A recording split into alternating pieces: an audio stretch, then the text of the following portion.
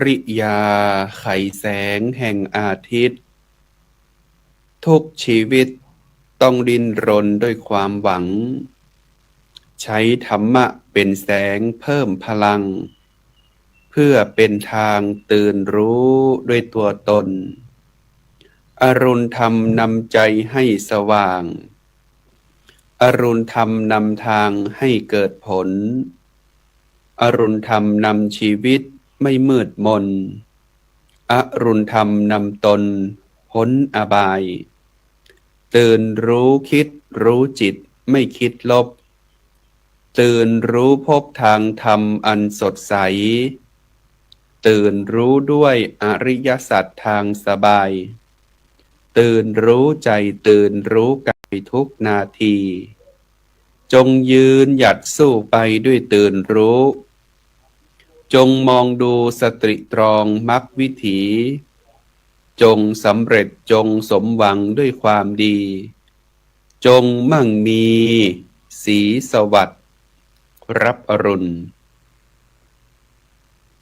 ขอกราบถวายความเคารพครูบาอาจารย์พระมหาเถรานุเถระพระเถรานุเถระทุกรูปทุกตนทุกองค์ขอความเจริญสุขความเจริญในธรรมจงได้มีกับญาติโยมสาธุชนพุทธบริษัทท่านผู้ชมท่านผู้ฟังรายการธรรมรับอรุณทุกคนทุกท่านที่ได้ติดตามรับชมรับฟังรายการผ่านทางคลื่นสถานีวิทยุตลอดจนถึง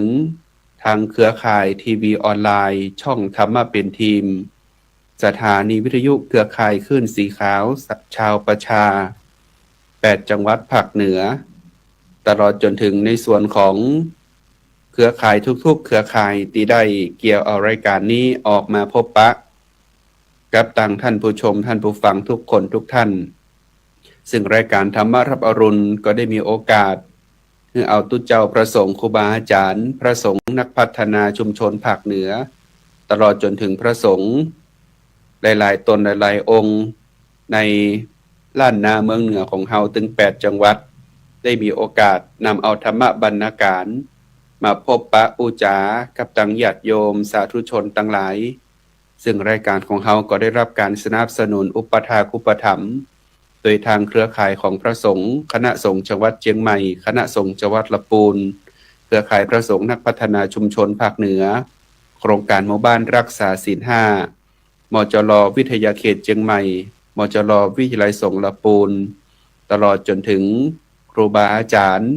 ทุกตนทุกองค์ทุกท่านที่ได้มีส่วนในการขับเคลื่อนงานธรรมะสู่บรรณาการให้กับญาติโยมสาธุชนทั้งหลายกันทุกท่านทุกตนทุกองค์ซึ่งเจ้าวันนี้ตรงกับเจ้าวันจันทร์ที่1เดือนกันยายนพุทธศักราช2568ตรงกับวันจันทร์ขึ้น9ค่ำวันนี้เดือน12เหนือก็ถือว่าเป็นช่วงของการที่เฮาทั้งหลายนั้นได้ตั้งจิตตั้งใจในการที่จะทำบุญกุศลอุทิศหาญาติกาวงศาพี่น้องเนื่องในโอกาส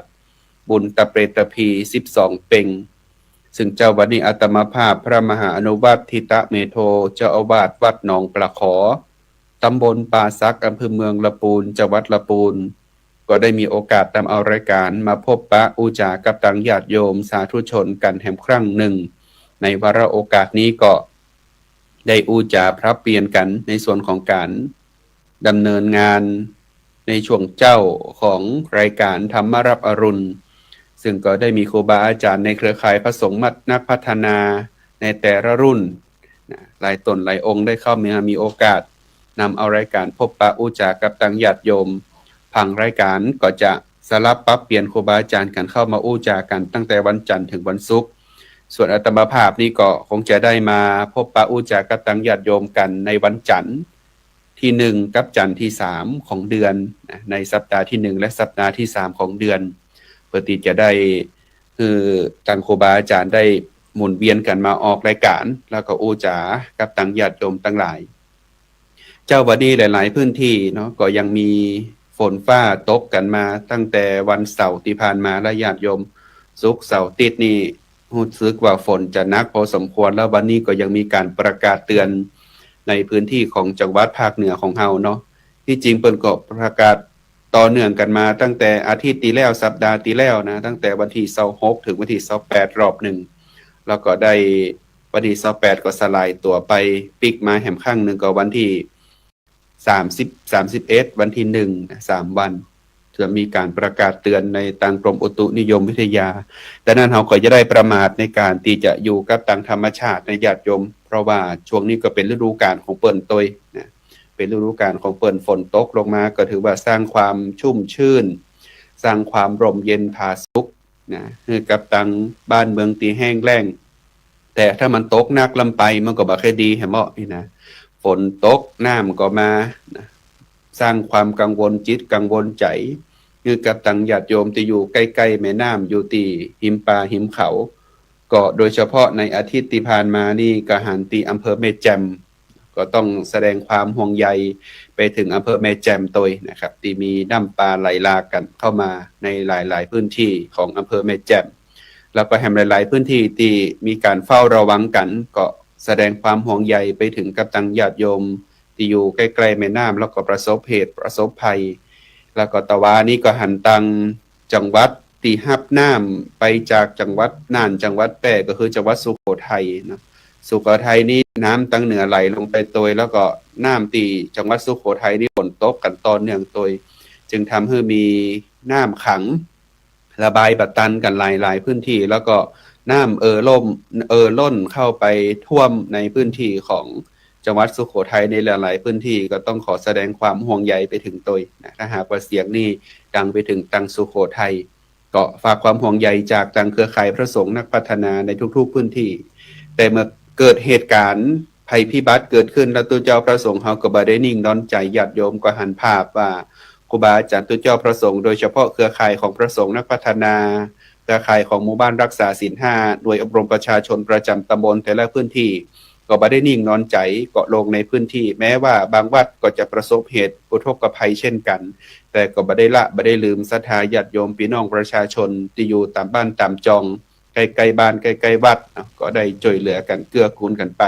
อันนี้เป็นหน้าที่ธุระที่เราจำเป็นจะต้องดูแลกันในความเป็นพี่น้องในความเป็นศรัทธาในความเป็นคนบ้านเดียวกันตลอดจนถึงคนหัวอกเดียวกันเนี่ยเนาะญาติโยมเนาะเวลาถึงการสูญเสียมา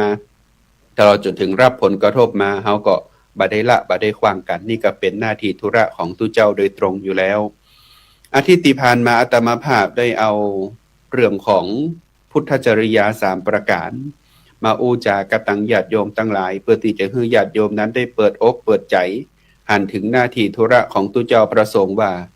ในสิ่งทุกอย่างที่เฮาทำงานเพื่อชุมชนและสังคม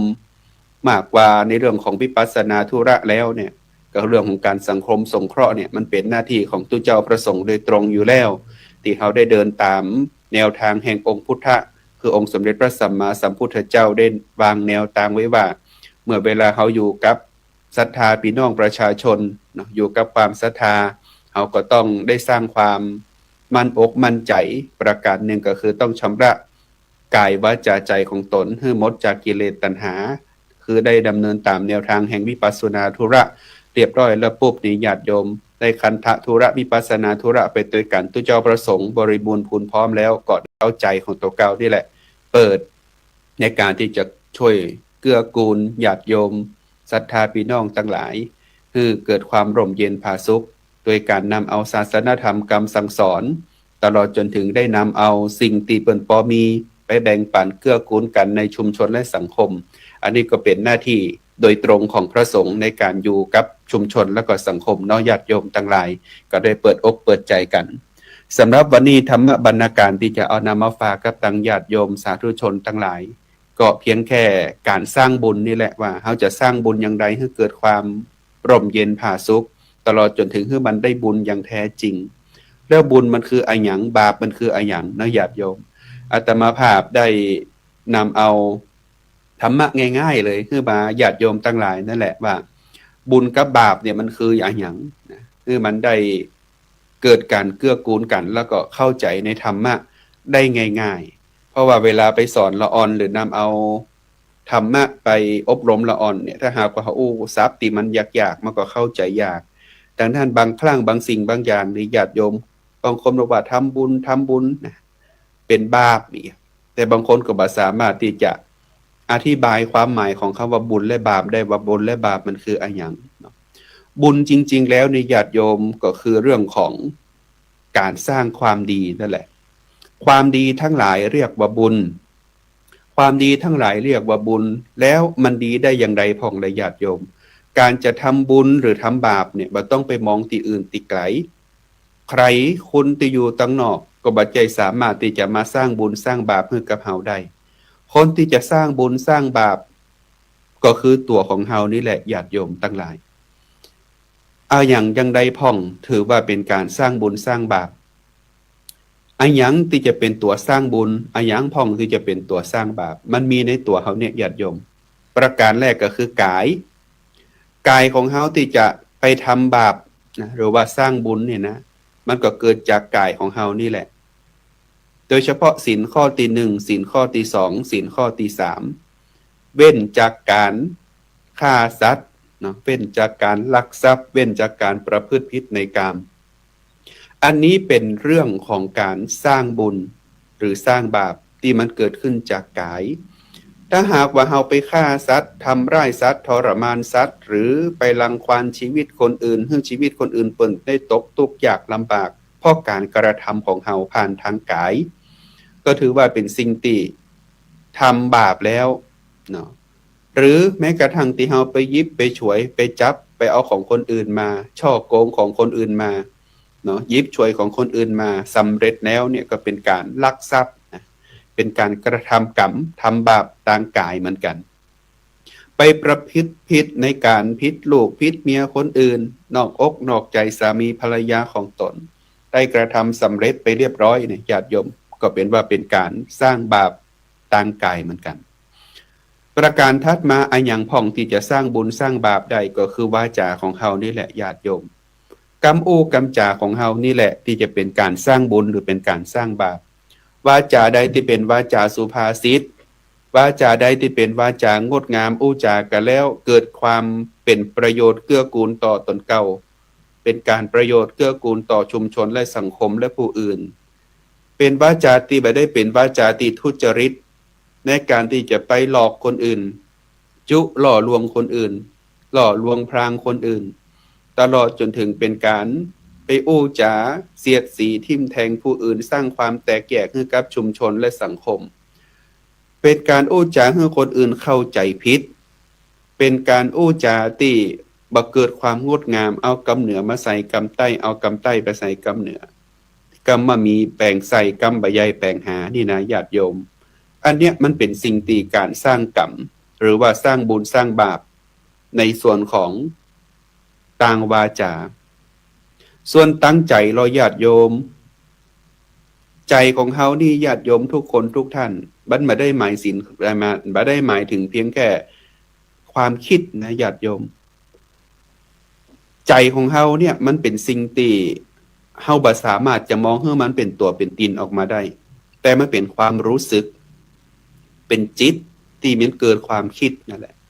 ดังนั้นความคิดอันใดพ่องที่มันจะนำไปสู่ของการกระทำบุญหรือกระทำบาปญาติโยมคือมองตรงข้ามกันอธิบายข้อเดียวเขาก็สามารถมองถึงข้อตรงข้ามของกันได้เลยเพราะบุญเนี่ยคือความดีบาปคือความชั่วจะทำบุญทำบาปได้ก็ทำได้ที่ผ่านทางกายวาจาแล้วก็ใจ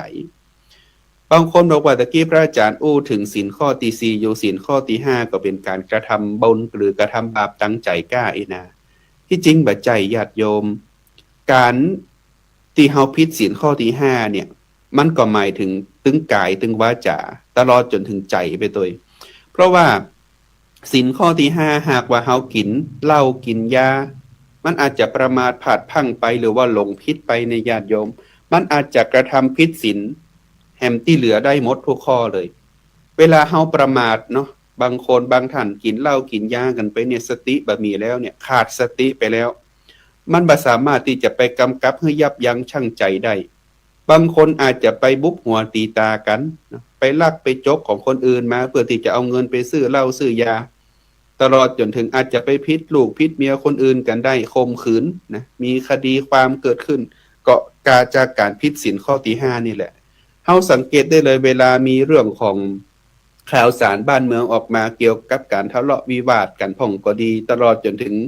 เกิดอาชญากรรมการฆ่ากันขึ้นมาในญาติโยมจะมีเรื่องของข้อที่5เนี่ยเรื่องของเหล้ายาสุรายาเสพติดเข้ามาผนวกด้วยทุกครั้งไปและนั่นศีลข้อที่5เนี่ยมันพิษตึงกายตึงวาจาตึงใจเลย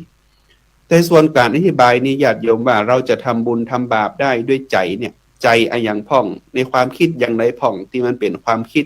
ที่ทำให้เขาเกิดบาปหรือเกิดอกุศลญาติโยมตั้งหลายกึศประการแรกคือกึศพยาบาทกึศพยาบาทปองร้ายผู้อื่นหรืออยากจะแก้แค้นชำระแค้นผู้อื่นเพียงแค่เราคิดยังไม่ได้ลงมือปฏิบัตินะแม้นบาปยังไม่สำเร็จเตือนเนี่ยแต่ที่จริงแล้วเนี่ยมันผิดไปแล้วที่ตั้งแต่เราคิดจิตที่เป็นการอาฆาตพยาบาทเวลาเขากึศเขาโคตรไขสักคนในญาติโยมโทสะเข้าขอบงำเนี่ยเขาอาจยังจะมาลงมือทันทีแต่เขามีความคิดละว่าอย่าเพิ่งถึงตาเขาก็แล้วกันเมื่อถึงตาเขาจะเอาคืนไปกึศวางแผนได้เป็นตามขั้นลำดับขั้นตอนเลยนะอันนี้ความคิดไปละญาติโยมอันนี้คือความคิดประการแรกคิดพยาบาทปองร้ายผู้อื่นก็ถือว่าเป็นคิดที่เป็นอกุศลประการถัดมาคิดด้วยความโลภญาติโยมคิดด้วยความโลภอยากได้อยากมีของคนอื่นอยากได้อยากมีแม้นว่าเขาจะทำพิษอย่างไรก็แล้วแต่เนี่ยขอให้มันได้ในสิ่งที่เขาต้องการมาเป็นของเขาเนี่ยเพราะว่าคิดโลภนะคิดโลภอยากได้เพราะว่าจะเป็นอยากจะได้สิ่งของอยากจะได้เงินได้ทองหรืออยากจะได้อะไรอย่างก็แล้วแต่สักอย่างหนึ่งเพียงแต่ความคิดแต่มันเป็นคิดที่เป็น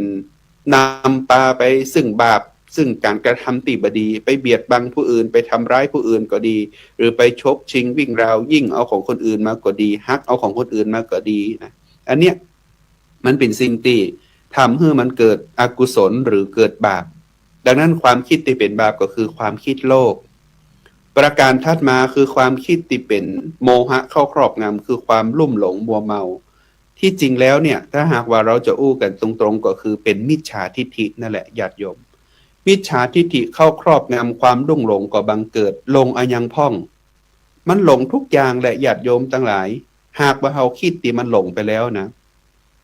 หลงในเรื่องของลาภสักการะก็ดีหลงในเรื่องของการที่ทำลายคนอื่นแล้วคิดว่ามันดีก็ดีนะอันเนี้ยมันเป็นสิ่งที่ว่าเห็นผิดเป็นถูกเห็นถูกเป็นผิดอย่างเห็นกงจักรเป็นดอกบัวญาติโยมเนาะมันจะมีกรรมโบราณมาบอกมาว่าคือมดนะในการที่จะมาสอนให้เราได้ใช้ชีวิตที่ถูกต้องความคิดเห็นจังใดที่เป็นความคิดเห็นที่เป็นความคิดที่ผิดเป็นมิจฉาทิฏฐิญาติโยมอย่างเช่นว่าไม่มีพระพุทธไม่มีพระธรรมไม่มีพระสงฆ์นี่แหละครั้งที่เฮานั่นได้นับถือพระพุทธศาสนายังปรามาสหรือปฏิเสธพระรัตนตรัยปฏิเสธในธรรมคำสั่งสอนของพระพุทธองค์แม้กระทั่งมีความคิดที่ว่าพระพุทธเจ้าของเขานี่แหละเป็นคนที่อ่อนแอละลูกละเมียมาออกจากบ้านจากจองหนีพ่อหนีแม่เห็นแก่ตัวอันนี้คือความคิดที่เป็นมิจฉาทิฏฐิ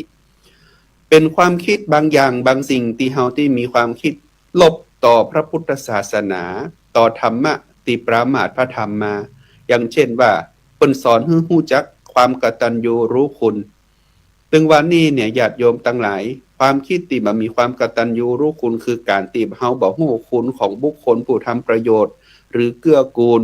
ได้สร้างคุณงามความดีช่วยเหลือของเฮามาเกื้อกูลเฮามาก่อนเนี่ยคำว่ากตัญญูเนี่ยมันหายไปนักเลยเพราะว่าเฮานั่นได้ประมาทในธรรมได้มีมิจฉาทิฏฐิว่าบุคคลที่เป็นพ่อเป็นแม่ปู่ย่าตายายบ่ได้มีพระคุณต่อเฮาครูบาอาจารย์บ่ได้มีพระคุณต่อเฮาอันนี้คือความคิดเห็นที่ผิดเป็นมิจฉาทิฏฐิแต่ถ้าหากว่าความลุ่มหลงที่มันเป็นด้านลบเป็นด้านอกุศลแต่เฮาคิดว่าความเป็นอกุศลนั้นเป็นคุณงามความดีเนี่ยคือจะมีละอ่อนหรือว่ามียังเฮาเนี่ยอยากจะลองอยากจะฮู้เนาะเพิ่นบอกว่ายาเสพติดบ่ดีเน้อแต่ก็ละอ่อนบางคนเขาก็ยังหลงผิดเพราะว่ามีมิจฉาทิฏฐิเข้าครอบงำบางคนบางท่านนี่ใครลองใครสูบบุหรี่ไฟฟ้านี่ละอ่อนบางคนนี่ใครสูบบุหรี่ไฟฟ้า อยากจะลองเป็นอย่างใดสุดท้ายมาติดเนี่ยญาติโยมเพราะเฮามีมิจฉาทิฏฐิเข้าครอบงำแม้เพียงว่าความคิดอยากจะลองอยากจะในสิ่งที่มันบดีแล้วเฮาอยากจะลองนะญาติโยมสุดท้ายแล้วปุ๊บเนี่ยมันก็นำมาซึ่งการกระทำทางกายแล้วก็วาจาไปพร้อมๆกันตัวดังนั้นเฉพาะในเรื่องของการกระทำบาปทางใจเนี่ยหรือว่าจิตเนี่ยญาติโยมจิตที่คิดแล้ว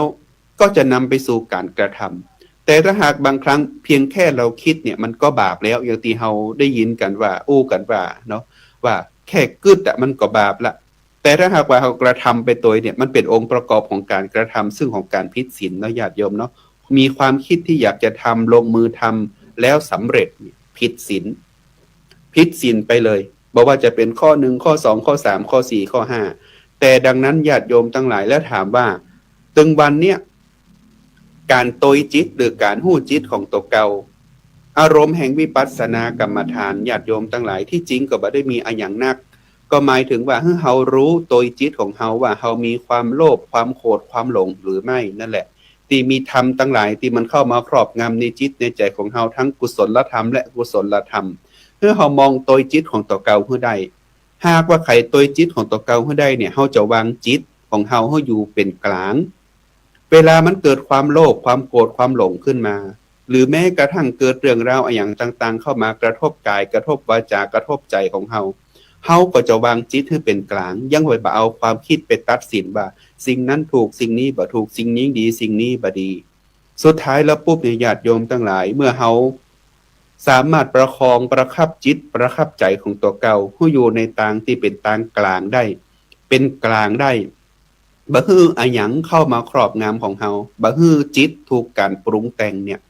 มันก็จะบ่สามารถที่จะทำให้เกิดการสร้างบาปดังนั้นญาติโยมทั้งหลายจิตไหนที่เป็นจิตเป็นกลางจิตไหนที่เป็นกุศลคือจิตที่เรามองเห็นทุกอย่างมันเป็นเพียงแค่นั้นเอง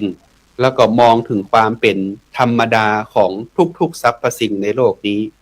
และนั่นญาติโยมทั้งหลายการสร้างบุญสร้างบาปสร้างได้ที่ไหนสร้างได้ที่เฮานี่แหละบุญมีบาปมีที่ไหนก็มีที่เฮานี่แหละบ่ได้อยู่ที่คนอื่นญาติโยมแต่คนเฮาเนี่ยมักจะมองหาว่าการสร้างบุญก็ต้องไปมองที่อื่นละนะจะต้องเข้าวัดสร้างทำบุญสร้างกุศลคนที่มองว่าทำบุญเน้นไปเรื่องของการให้ทานเนี่ยแสดงว่าเฮาบ่ได้เข้าใจถึงเรื่องของการสร้างบุญได้อย่างแท้จริงญาติโยมเพราะว่าบุญหรือกุศลเราสามารถกระทำได้ผ่านกายวาจาใจของเฮาแต่บุญกิริยาวัตถุ3ประการเราสามารถกระทำได้ต่างใดพ้องก็คือ1คือการแบ่งปันคือการให้ทานบางคนเข้าใจว่าการให้ทานเนี่ยคือการทำบุญอย่างเดียวการทำบุญคือการให้ทานอย่างเดียวที่จริงเนี่ยเราเข้าใจผิดการทำบุญสามารถกระทำได้โดยการแบ่งปันเกื้อกูลสิ่งที่เรามีให้กับคนอื่นคือทานนี่บ่ได้หมายถึงทานเฉพาะแค่สิ่งของอย่างเดียวทานกำอู้กำจาหรือว่าเป็นธรรมบรรณาการทานด้วยการให้อภัยเรียกว่าอภัยทานเนี่ยญาติโยมทั้งหลายอามิสทานธรรมทานอภัยทานถ้าถามว่าทานอย่างไรล่ะมันจะเกิดบุญกุศลกับเฮาก็ทั้ง3ประการนี่แหละทานด้วยสิ่งของอามิตที่เฮามีทานด้วยธรรมะที่เฮามีให้กับคนอื่นเรียกว่าธรรมทานทานด้วยอภัยทานคือการที่เฮามีจิตใจที่บ่อภัยบาทเนาะเป็นมีจิตใจที่อภัยบาทไม่พยาบาทปองร้ายคนอื่นแล้วให้อภัยบ่ผูกแค้นบ่ผูกกรรมบ่ผูกเวรซึ่งกันและกันนี่เป็นอภัยทานแค่ทานข้อแรกนี้ก็เป็นการสร้างบุญประการถัดมาบุญเกิดขึ้นจากการรักษาศีลการรักษาศีลคือการสำรวมกายสำรวมวาจาผ่านศีลได้5ข้อหรือจะพูดถึงขึ้นมาในระดับที่สูงขึ้นมาหน่อยก็เป็นเรื่องของศีลทุเจ้าประสงค์จาตุอาจจะในเรื่องของศีลสังวรต่างหลายต่างๆนานาเนาะอันนี้ญาติโยมทั้งหลายมันจะเป็นเรื่องของการที่ทำให้เฮานั้นได้มองหันว่าการรักษาศีลก็คือเป็นการชำระจิตชำระกายชำระวาจาของตัวเก่าเพื่อเกิดความบริบูรณ์พูนพร้อมเพื่อเป็นคนที่เป็นปกติอันนี้ก็เป็นแนวทางแห่งการสร้างบุญแห่งประการถัดมาก็คือภาวนาญาติโยมภาวนาหลายคนหลายท่านอาจจะมองว่าหรืออาจจะเข้าใจว่าเป็นการนั่งภาวนาลับตาพุทโธพุทโธยุบหนอพองหนอไปกะที่จริงภาวนาเนี่ยแปลมาแล้วหมายถึงความดีญาติโยมหมายถึงความดี ภาวนาที่เป็นความดีคืออะอย่างพ่องคือการวางใจของตัวเก่าให้เป็นกลางอย่างที่อาตมาภาพอู้ไปเมื่อสักครู่นี่แหละรู้ตัวจิตของตัวเก่าในทุกขณะจิตว่าจิตของตนนั่นมีความโลภมีความโกรธมีความหลงและทำหน้าที่ของตัวเก่าคือดีที่สุดในแต่ละวันเป็นการประพฤติธรรมของเฮาละเฮามีหน้าที่ในความเป็นพ่อเป็นแม่เป็นปู่เป็นย่าเป็นตาเป็นยายมีความเป็นหน้าที่ในความเป็นหมอเป็นพยาบาลเป็นทหารเป็นตำรวจเป็นนักการเมืองมีหน้าที่ในความเป็นตัวเจ้าประสงค์เฮาก็ต้องฮู้บทบาททำหน้าที่ทำบทบาททำหน้าที่ของเฮาคือดีที่สุดเนี่ยเรียกว่าการภาวนาดังนั้นทานศีลภาวนาเป็นบุญกิริยาวัตถุที่จะผ่านกายวาจาใจของตัวเก่าเพื่อเกิดการสร้างบุญอย่างถูกต้องบริบูรณ์พูนพร้อมตรงข้ามกันกับบาปเหมือนกันญาติโยมเฮาก็สามารถที่จะกระทำบาปผ่านทั้งกายวาจาใจของเฮาเป็นอกุศลที่บ่เกิดความงดงามอันมีความโลภมีความโกรธมีความหลงเข้ามาครอบงำในกายในวาจาในใจของเฮานั่นแหละเป็นการกระทำซึ่งบาปดังนั้นญาติโยมทุกคนทุกท่านเฮามองให้มันตรงข้ามกันอย่างนี้บุญคือความดีบาปคือความชั่วถ้าหากว่าเฮาอธิบายความหมายได้ง่ายๆอย่างนี้ละญาติโยมเฮาจะตั้งอยู่ในปัจจุบันขณะนี้ให้มันเกิดการสร้างบุญให้เกิดขึ้นกับเฮาเพราะเฮาเชื่อว่าอานิสงส์แห่งบุญทานศีลภาวนาจะนำพาให้เฮาไปในโลกที่ต่ำบ่นำพาให้เฮาไปในโลกที่ชั่วจะทำให้เฮานั้นมีจิตมีกายมีวาจาที่สูงส่งขึ้นด้วยการกระทำผ่านทางกายวาจาใจของเฮานั่นเองแต่นั้นญาติโยมทุกคนทุกท่านวันนี้ธรรมบรรณาการครึ่งชั่วโมงเนาะโดยประมาณก็เดินทางเข้ามาถึงช่วงสุดท้ายแล้วเหลือเวลาแห่งประมาณ1นาทีก็ต้องขอเอานำธรรมบรรณาการนี้ให้ฝากกับญาติโยมเรื่องของบุญกิริยาวัตถุ3ประการเรื่องของการสร้างบุญผ่านทางกายวาจาใจโอกาสนี้ก็อยากจะประชาสัมพันธ์ให้ญาติโยมทั้งหลายเนาะในช่วงนี้เดือน12เป็งบุญทเปตพีตังจังหวัดละปูนโดยว่าพระธาตุเจ้าหฤพุนชัยก็มีงานประเพณีสลากย้อมหนึ่งเดียวในโลกจะเริ่มเปิดงานบัดนี้และญาติโยมแล้วก็จะไปจนถึงวันที่7ในการบรรตาลสลากในวันศีลขึ้น15ค่ำเดือน12หรือว่าเดือน12เป็งนั่นแหละแล้วก็วัดวาอารามต่างๆใน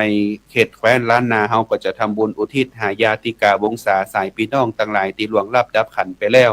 ดังนั้นญาติโยมก็สามารถร่วมบุญร่วมกุศลเพื่อเป็นการระลึกถึง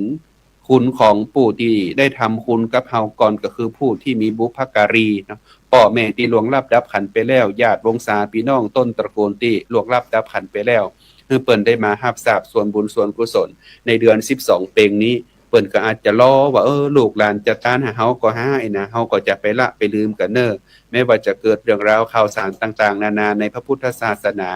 ที่มันเกิดขึ้นกับตัวบุคคลเฮาก็อย่าไปยึดกับตัวบุคคลญาติโยมให้ยึดในธรรมให้ยึดในประเพณีวัฒนธรรมที่เกิดความงดงามและสานต่อไปยังเจนลูกเจนหลานของเฮาให้เกิดความงดงามต่อไป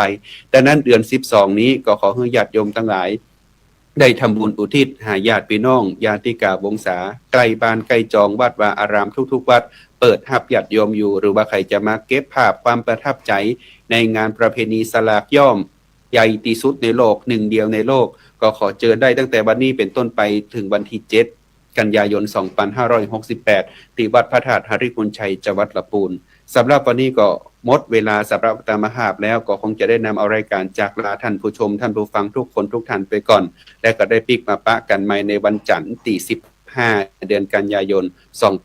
2568อาทิตย์หน้าปะกับท่านอาจารย์สมคิดจากจังหวัดน่านสำหรับวันนี้ก็คงจะได้นำเอารายการจากลาไปก่อนบุญใดกุศลใดที่ญาติโยมปรารถนาอันเกิดขึ้นจากการฟังธรรมขอหนุนนำให้ญาติโยมทุกคนทุกท่านสมปรารถนา